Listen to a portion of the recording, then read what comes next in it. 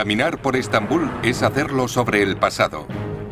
Bajo sus calles hay miles de años de historia oculta. La mayoría de las ciudades históricas han sido ampliamente excavadas, pero en Estambul los arqueólogos apenas han empezado a arañar la superficie. En nuestro intento de retirar las capas del pasado enterrado de esta ciudad, no se sabe lo que encontraremos. Esto es increíble. Es muy impresionante. Estamos bajo Estambul en una barca. Hay todo un mundo bajo nuestros pies. Capas de historia que dejaron atrás romanos, bizantinos y otomanos. Daremos vida a las ciudades de estas antiguas civilizaciones y los imperios resurgirán de sus cenizas una vez más. Retiraremos las capas del tiempo para descubrir las ciudades bajo tierra. Estambul.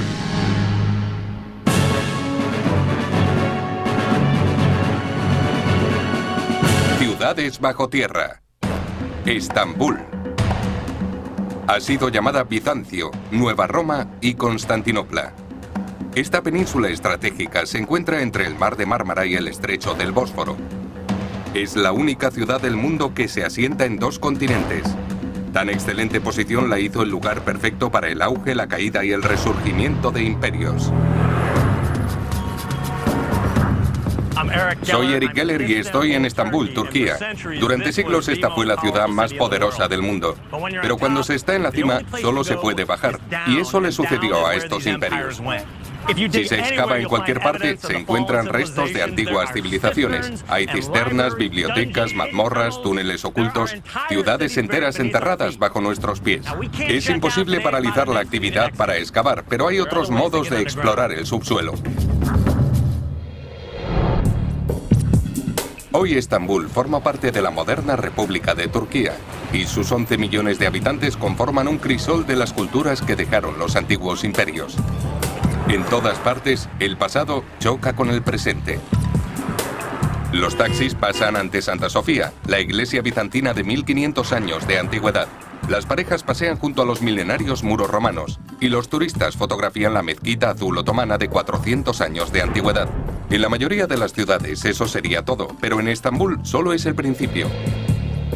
Retiraremos las capas del tiempo y exploraremos las casas, calles y bazares para descubrir una historia oculta como la de ninguna otra ciudad en el mundo.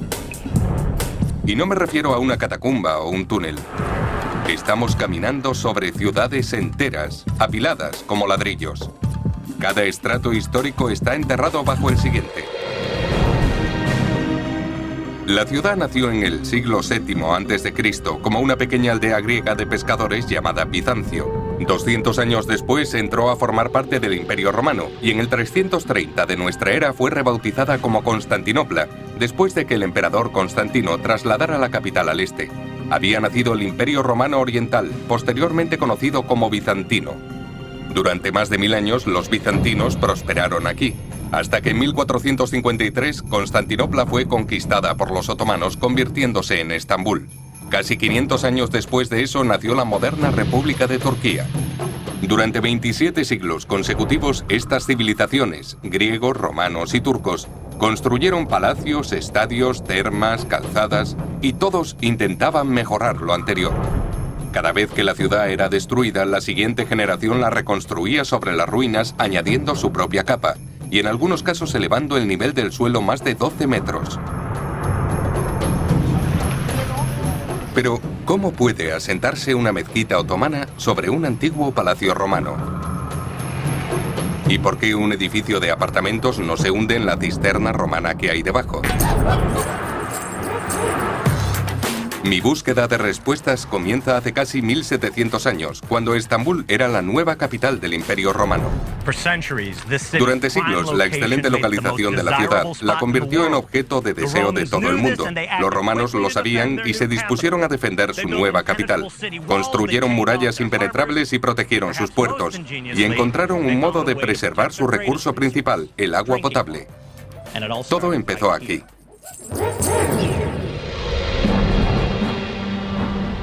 El acueducto fue uno de los mayores logros de la ingeniería romana. En el siglo IV, el agua de Constantinopla comenzaba su viaje a 20 kilómetros del centro de la ciudad, en el bosque de Belgrado. Impulsada únicamente por la fuerza de la gravedad, La pendiente de los acueductos permitía el transporte de grandes cantidades de agua a través de terreno irregular hasta intramuros de la ciudad. Una vez allí, era desviada hasta una de las 5 cisternas descubiertas, donde se depuraba, depositando los minerales y la materia orgánica, manteniendo la presión. A continuación, el agua seguía su curso por los muchos túneles que serpenteaban bajo las calles. Su destino final era una de los miles de cisternas subterráneas, donde era almacenada hasta que un ciudadano la bombeaba desde una fuente en la superficie.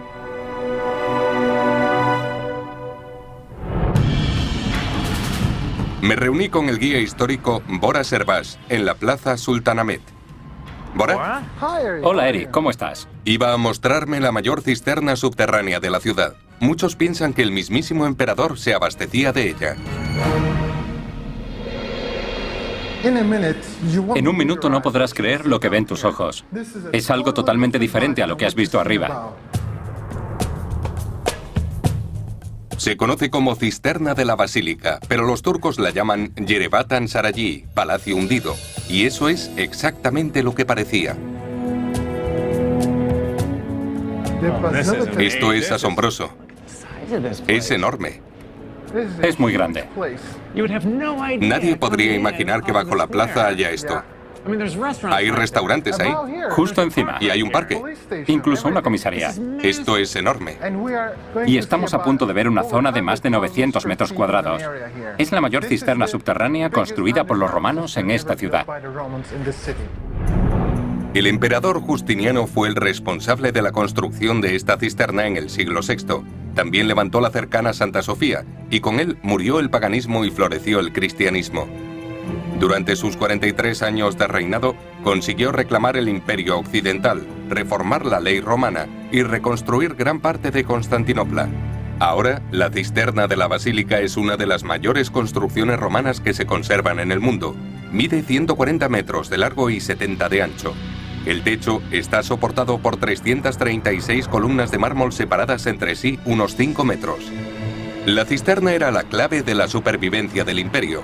Ya que la ciudad era asediada constantemente, los acueductos, que actuaban como puentes naturales hacia la ciudad, debían ser destruidos para evitar el asalto. El agua almacenada en cisternas abastecía a la ciudad durante varios meses. Tras la conquista en 1453, cuando los otomanos llegaron a la ciudad, nadie se la mostró. Y no sabían dónde estaba nada. Por ese motivo, las cisternas subterráneas no fueron descubiertas durante mucho tiempo. Pero incluso después de ser descubiertas, los otomanos no se sentían tan vulnerables a los ataques como los bizantinos y no dependían tanto de ellas. Además, la preferencia cultural otomana por el agua corriente contribuyó a que las cisternas cayeran en desuso. En la cultura turca, el agua estancada es considerada sucia. Cuando corre es limpia, y esa es la que usamos. Así que la cisterna de la basílica fue olvidada bajo las calles hasta 1544, cuando un francés llamado Pierre Gilles empezó a sospechar del inagotable suministro de agua y peces que los ciudadanos obtenían de sus sótanos. A Gilles se le atribuye el redescubrimiento de la cisterna de la basílica tras ser invitado a pescar en el sótano de una antigua casa otomana. Ahora la cisterna se encuentra a más de 7 metros de profundidad. En casi 3 manzanas, todo lo que se ve, trenes, restaurantes, hoteles e incluso la comisaría, está sostenido por esta cisterna del siglo VI. Las columnas de mármol que ahora soportan parte de la ciudad estuvieron sumergidas en agua, sin intención de que se vieran nunca. Solo eran restos reciclados de construcciones bizantinas como templos o monumentos. ¿Cómo es que no se cae? ¿No está aquí mismo la comisaría? ¿Por qué no se hunde la ciudad? Buena pregunta. Hay que recordar una cosa muy importante. La ciudad está construida sobre 7 colinas, como Roma. Las columnas fueron erigidas cuando todavía existía el valle. A continuación, construyeron los arcos y los cubrieron, matando a 2 pájaros de un tiro. Tenían un depósito de agua potable debajo y una superficie plana arriba. Aproximadamente unos 1500 años y 25 grandes terremotos después, estas columnas seguían soportando la cisterna y la ciudad superior, pero también escondían algunos de sus secretos. ¿Quién es este personaje? Es la Medusa, de la mitología griega. ¿Por qué está aquí Medusa? ¿Hay algún motivo simbólico? Una explicación es que, como todo es material reciclado, necesitaban una piedra de ese tamaño. La colocaron ahí y elevaron la columna a la altura deseada.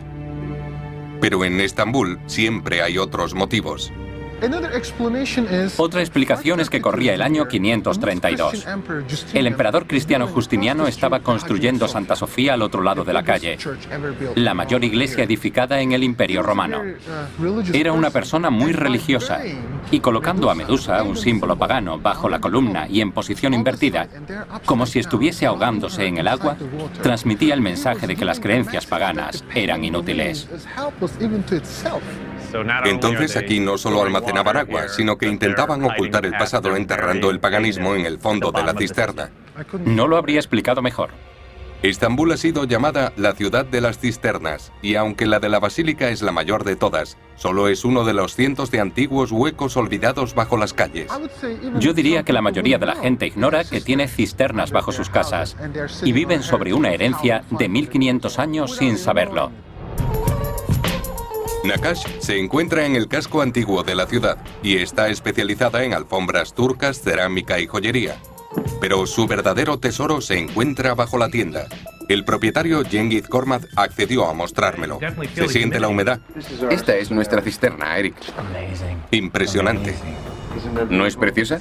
Preciosa. Es un lugar increíble. Una cisterna de este tamaño requeriría solo unas 8 columnas, pero esta tiene 18. Lo que indica que sobre ella debía haber un importante palacio. Hoy, la historia se repite. Encima hay una tienda enorme de 1.800 metros cuadrados. Sí. ¿Qué medidas tomáis para la conservación de la cisterna? Durante el proceso de construcción sobre ella, estudiamos cuidadosamente la conservación de este lugar, respetando su tamaño y originalidad. Así que hicimos un edificio muy especial. Nakash fue diseñada por un ingeniero que ideó una innovadora forma de levantar el edificio de 1.800 metros cuadrados, conservando la cisterna romana debajo. En vez de utilizar vigas de hormigón armado, empleó acero. Eso supone un 15% menos de presión sobre la estructura y un 30% menos que el viejo edificio que había antes sobre la cisterna. Colocamos más vigas de las que necesitábamos para distribuir el peso del edificio y no añadir presión sobre la cisterna. Lo principal es aligerar peso. Más pilares de acero para soportarlo. Exacto. Se usaron 30 pilares de acero para distribuir el peso en vez de los 20 requeridos. A continuación, los ingenieros reorientaron el edificio y lo giraron para que no asentara directamente sobre los restos. De esta forma, solo 8 de los 30 pilares están en contacto con la cisterna. El proyecto costó 1.750.000 euros. Sin la cisterna, habría costado la mitad. Hay muchas cosas bajo el suelo de Estambul. Creo que con todo lo que tenemos en la superficie, hay bastante más bajo tierra esperando a ser descubierto.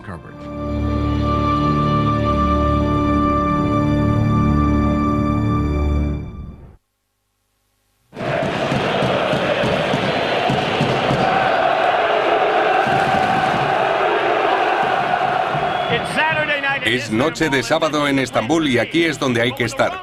Pero cuando estuvieron los romanos, construyeron un estadio el doble de grande que este. Imaginen tales cuadrigas corriendo por la pista, el emperador y su familia sentados en el palco real y 100.000 espectadores gritando como estos. Ese gran hipódromo aún existe, pero está a unos 7 metros de profundidad. Pero ¿cómo ha podido desaparecer bajo el suelo una antigua pista de carreras con el doble de tamaño del mayor estadio de fútbol de Estambul? ¿Y cómo podría verlo?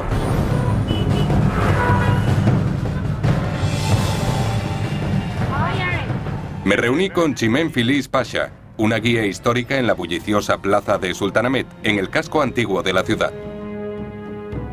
La Estambul moderna ha rebasado los límites de las murallas romanas y el estrecho del Bósforo hasta Asia. Pero los restos de la vieja ciudad siguen ocultos bajo nuestros pies. En el año 306, Constantino fue coronado emperador de Roma, llamado Constantino el Grande por los historiadores cristianos por haber legitimado el cristianismo. también consiguió unir el vasto imperio romano bajo un solo gobernante. A medida que crecía su imperio, Roma quedaba cada vez más lejos de la expansión oriental.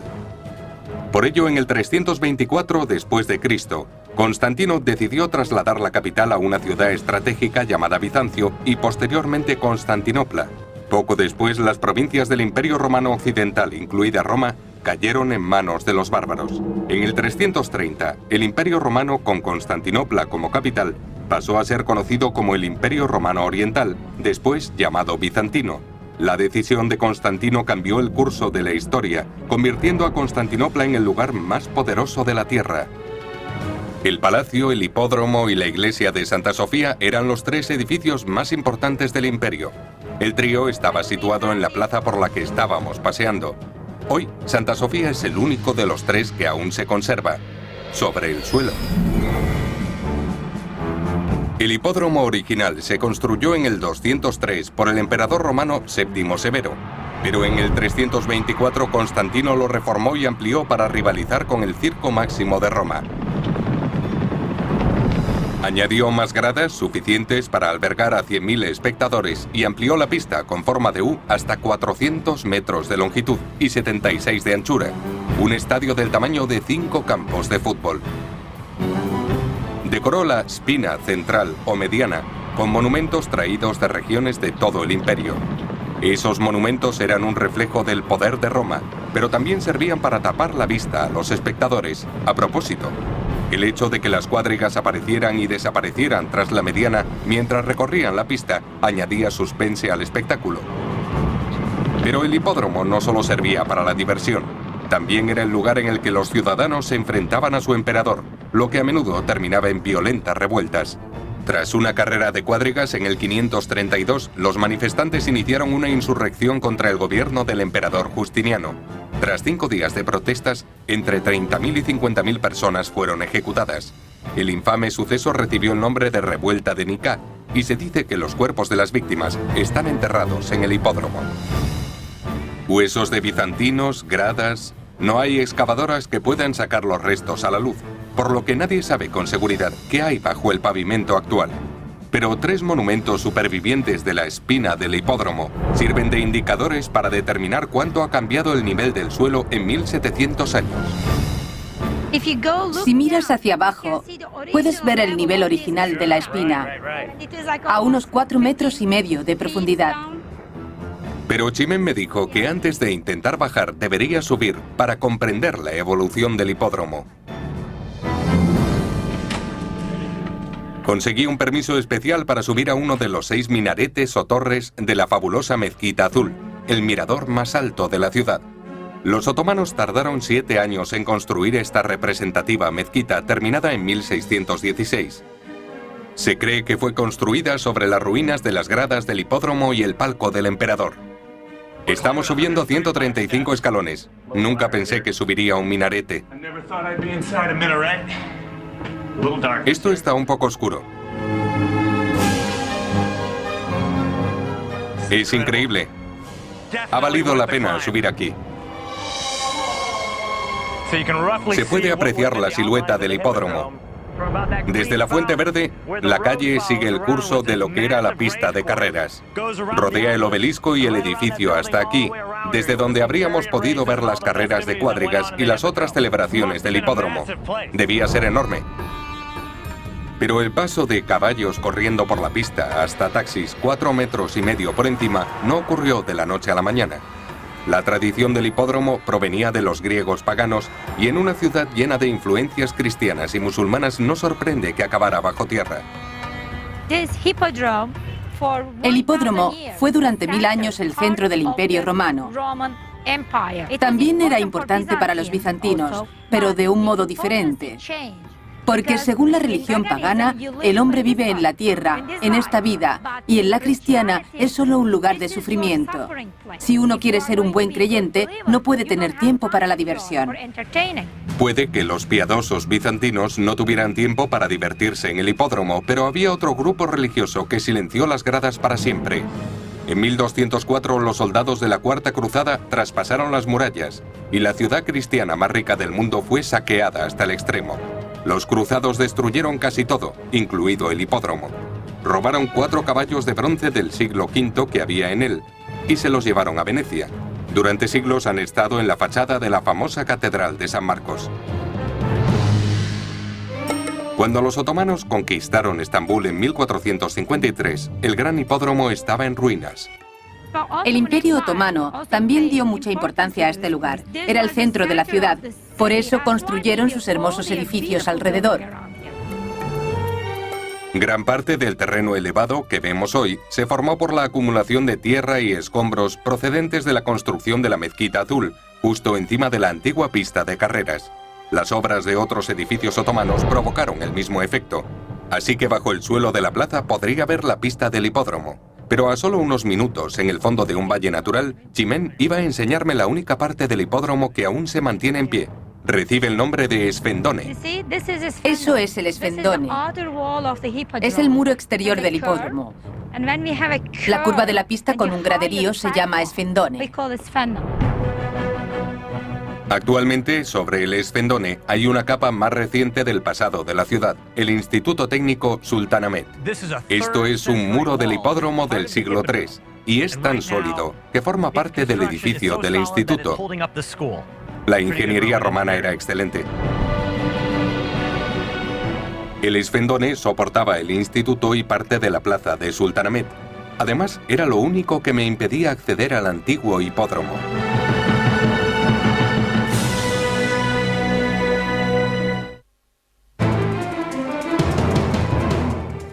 La mayoría de los ciudadanos no se pararían ante el discreto muro del siglo III en medio de la plaza de Sultanahmet de Estambul. Pero tras él se encuentran los restos de una antigua grada romana. La zona nunca ha sido excavada en su totalidad por arqueólogos, pero yo estaba dispuesto a ver lo que quedaba de ese submundo. Basado en el Circo Máximo de Roma, el hipódromo fue construido en un valle natural que desciende hacia el mar. En primer lugar, los ingenieros cerraron el extremo sur del valle con una estructura en forma de U, el Esfendone. Medía 40 metros de altura y acogía las gradas, mientras que las carreras tenían lugar en el fondo del valle.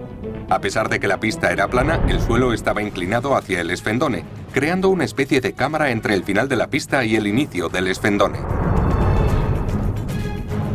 Se rumoreaba que ese espacio seguía intacto, y las autoridades nos concedieron un permiso especial para entrar. Incluso los arqueólogos tienen problemas para acceder. Cuesta un poco abrir las puertas del hipódromo. ¡Qué emocionante!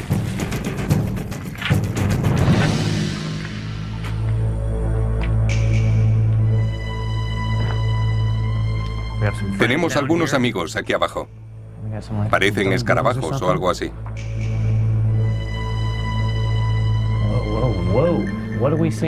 ¿Qué es esto? Parece una especie de relleno natural. Es como si se hubiera derrumbado el techo. No sé si fue rellenado o no, es difícil de decir, pero la cueva se adentra mucho más. Y no creo que podamos acceder a esa zona, al menos por aquí. Desde el corredor circular podía haber 6 salas, y dentro de cada una había una entrada a otro túnel que se había derrumbado. ¿Conducirían a la pista del hipódromo? Esta sala y las demás debían ser los entrebastidores del hipódromo, como los boxes de la Fórmula 1. En una carrera, si un carro necesitaba algo o cambiar una rueda, entraba aquí, donde tenía recambio, ruedas, agua y todo lo necesario. Y había 100.000 espectadores gritando ahí fuera. Sí.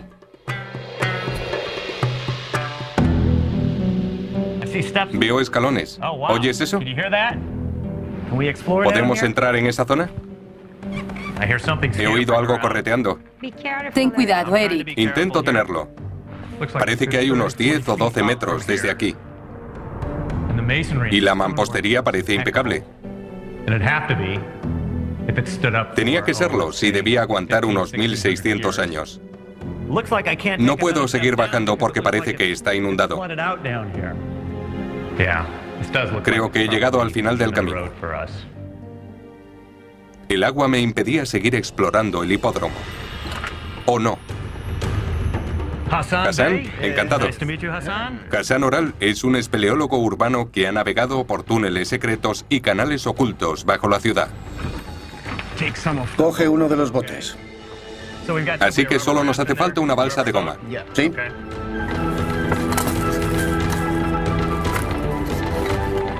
¿Has estado aquí antes? No, es la primera vez. Así que no sabes lo que podemos encontrar, ¿no? No. Esto es de diodos. Muy bien. Bien, vamos a entrar. Vale, me agarraré a donde pueda. ¿Encontraríamos los túneles por los que entraban los caballos al hipódromo o los pasadizos que conducían al palco del emperador? Creo que aquí hay una fuga. ¿Qué fuga? Nos perderemos dentro del hipódromo y nos encontrarán 1000 años después. Vámonos.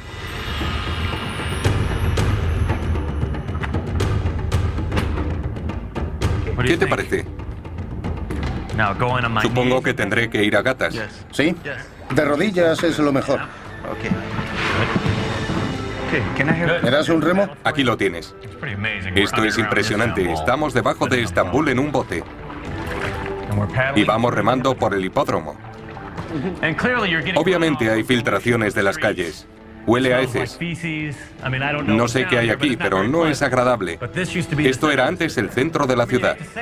Esto bien podría haber sido un retrete del hipódromo. Y esto excrementos antiguos flotando por el agua. Cada 6 o 9 metros encontramos una nueva cámara. Puede que aquí se almacenaran las cuadrigas. Es lo bastante grande como para ser un establo. Y puede que aquí se guardaran los caballos o que fuera la zona de preparación para los atletas. Aquí hay algunos desperdicios, están en la esquina, pero no puedo ver de qué se trata. Es hormigón. Acabábamos de encontrar otra capa de historia. El muro no era romano ni bizantino. Seguramente eran los restos de un muro otomano posterior. Hassan afirma que los otomanos convirtieron el esfendone en una cisterna para el almacenamiento de agua. Los muros estaban cubiertos de hormigón y la cisterna seguía cumpliendo su función. Esto nos impide avanzar, pero tenemos que ver qué hay detrás. Sí, vamos a escalar. Vamos allá.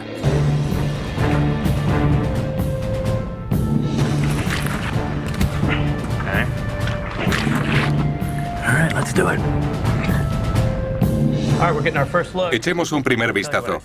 Lo que veo aquí es un muro totalmente liso. La superficie es plana. Eso es un problema porque no tenemos el equipo necesario para bajar. Se puede ver más agua al fondo de ese túnel y puede que lleve directamente al hipódromo, pero siento decir que no podré verlo. Así que hemos llegado al final del camino, pero Roma no se hizo en un día, y nosotros no vamos a descubrir todo sobre Estambul y su mundo subterráneo en otro. Así que, Hassan, serás tú quien tenga que averiguar qué hay ahí. Sí, creo que volveré con más gente y más equipos para echar un vistazo.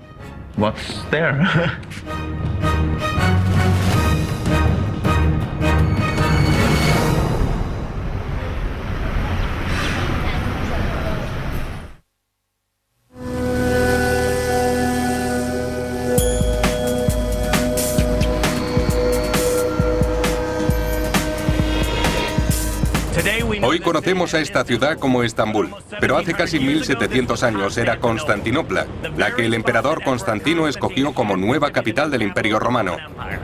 Quería que su capital fuera más grande y mejor que Roma. Empezó construyendo un palacio que se convertiría en la envidia del mundo. ¿Dónde está ahora ese palacio? El complejo palatino que construyó Constantino cuando trasladó su capital fue el Gran Palacio, y abarcaba aproximadamente 80.000 metros cuadrados. Eso es mayor que 15 campos de fútbol. El complejo empezaba junto al Mar de Mármara y se extendía hasta el hipódromo. Prohibido al público, era como una pequeña ciudad para el emperador y su corte. Albergaba edificios de estado, salas de trono, iglesias, bibliotecas, termas, fuentes y patios. Sus puertas de bronce, leones mecánicos rugientes y aceras de mosaicos lo convertían en una de las maravillas del mundo antiguo.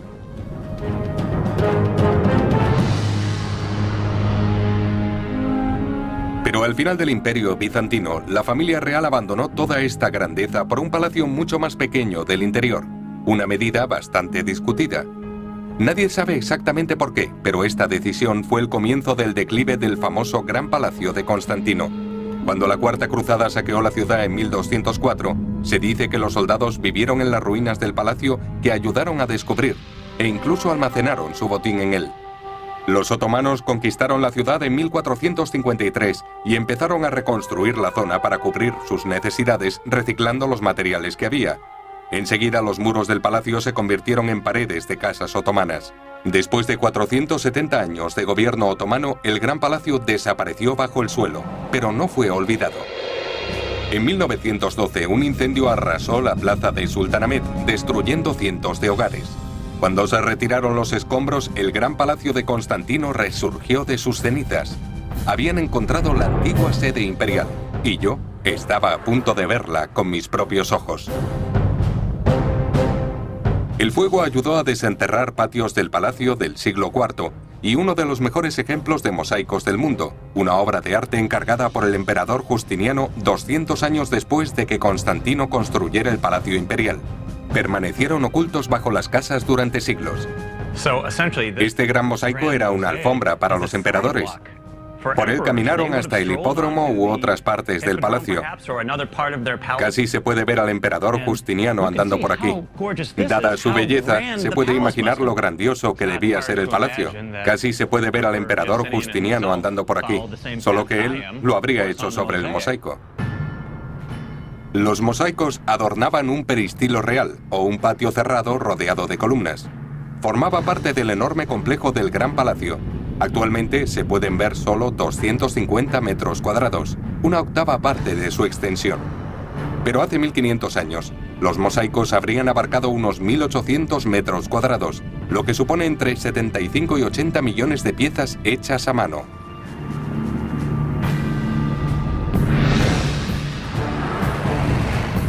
Me reuní con el arqueólogo Feridun Özgürmüş para averiguar dónde se ocultaba el resto del palacio. Hola, encantado. Gracias por tu tiempo. Creció en el casco antiguo y jugaba en los túneles y las subestructuras del Gran Palacio antes de saber de su existencia. Si quito este adoquín y sigo excavando, ¿qué encontraría? En mi opinión, las ruinas del Gran Palacio. ¿Estamos sobre el Gran Palacio? Exacto, estamos caminando dentro del perímetro del Gran Palacio de Constantinopla. Me condujo bajo las calles hasta una zona del Gran Palacio que nunca ha sido excavada y pocos saben que existe.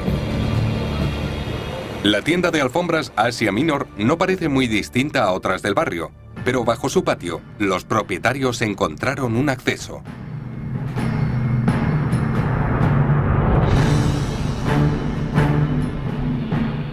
Fueron extrayendo la tierra hasta dejar al descubierto 5 cámaras abovedadas, que se cree pertenecen a la infraestructura del Gran Palacio perdido de Constantino.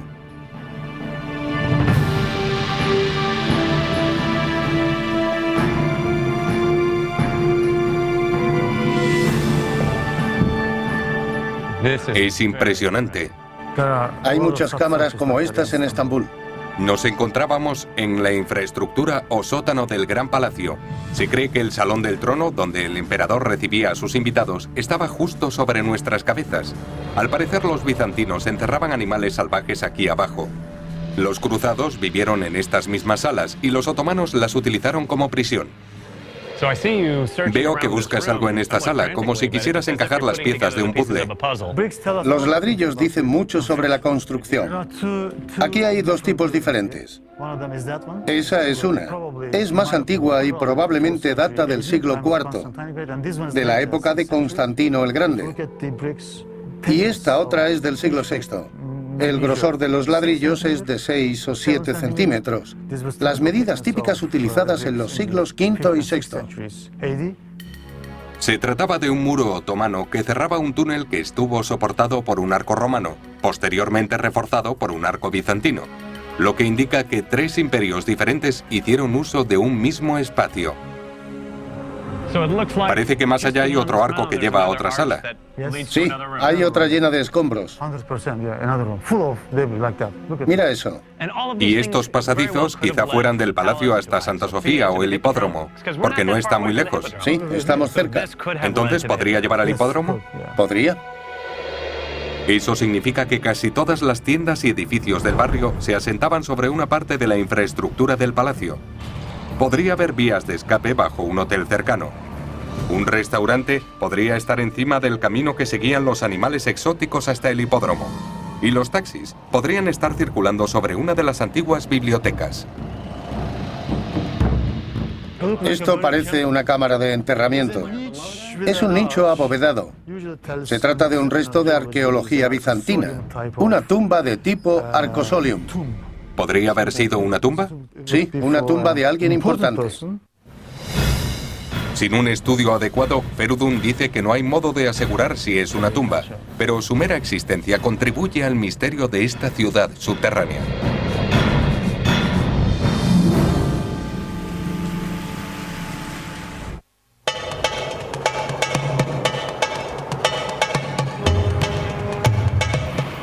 Tras casi 300 años de gobierno romano, 1000 años de bizantino y 500 de otomano, el subsuelo de Estambul es como un museo que ha reunido una colección de bellas cisternas, valiosos mosaicos y salas palaciegas secretas. Pero esos tesoros comparten el suelo con un lado más siniestro del pasado de Estambul. Hace 3 meses, al otro lado de la ciudad, en el tranquilo barrio de Balat, se descubrió una de las mazmorras más brutales e importantes del Imperio bizantino.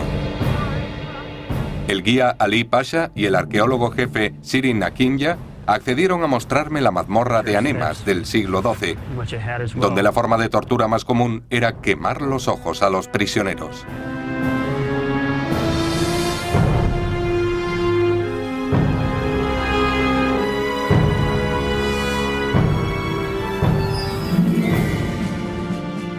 Si miramos hacia arriba, se aprecia fácilmente la profundidad a la que nos encontramos. Desde el fondo habrá unos 20 o 25 metros. La vista nos da una idea de la gran extensión del complejo. Hay 1, 2, 3, 4, 5, 6 secciones. Esto parece un laberinto. Esta prisión de casi 1000 años de antigüedad comenzó siendo un anexo del cercano palacio bizantino de Tekfur. Pero a diferencia de los romanos y otomanos, cuyos gobernantes compartían lazos de sangre, cualquiera podía convertirse en emperador de Bizancio. En los siguientes 350 años eran frecuentes los complots para asesinar al emperador y necesitaba un lugar grande y castigos bastante severos para mantener su posición de poder. En primer lugar, los prisioneros eran torturados. Los cegaban y les cortaban la lengua. Les perforaban los tímpanos e incluso los castraban. Los mantenían aquí indefinidamente, hasta que quedaban reducidos a simples criaturas que no podían ni hablar. Un lugar nada agradable. Hace solo 3 meses, esta mazmorra estaba llena de tierra y escombros. Los vecinos de la zona habían oído rumores de su existencia, pero nadie habría podido imaginar algo tan grande enterrado en su barrio, justo bajo esta mezquita del siglo XVI. La mazmorra tiene forma de columna vertebral. El largo corredor que se ensancha hacia el final parece la columna, y las 12 cámaras abovedadas que hay a cada lado parecen sus vértebras. Se cree que la mazmorra subterránea tenía 3 plantas y una altura de 20 a 25 metros, con tablas de madera ya desintegradas que separaban las plantas, pero no los gritos de los torturados. Las celdas medían 3 metros de anchura y entre 10 y 12 metros de longitud. 12 arcos bizantinos soportaban la estructura, formando la montaña rocosa en la que fue construida la mazmorra. Shirin Akinja solo ha empezado a despejar una parte, pero cree que hay un ala idéntica al lado de esta.